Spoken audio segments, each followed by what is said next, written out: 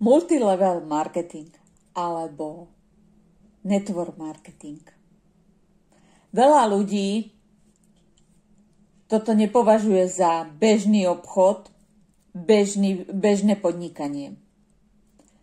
Ale je to úplne rovnaké ako bežné podnikanie. S tým rozdielom, že vy sa nemusíte starať o výrobu tovaru, o certifikáciu alebo o marketingové veci, o prezentovanie produktov. Vám stačí si tieto produkty zakúpiť, vyskúšať si ich a keď sú pre vás veľmi dobré, odporúčite ich ďalej. To isté robíte aj s produktami alebo so službami, ktoré ste vyskúšali hoci kde inde.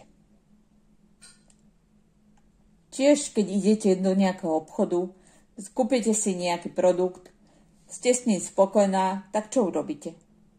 Poviete o tom vášmu okoliu. A čo dostanete za to?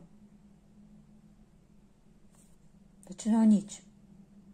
Ale v multilevel marketingu dostanete za to peniaze. A to je veľmi veľký rozdiel.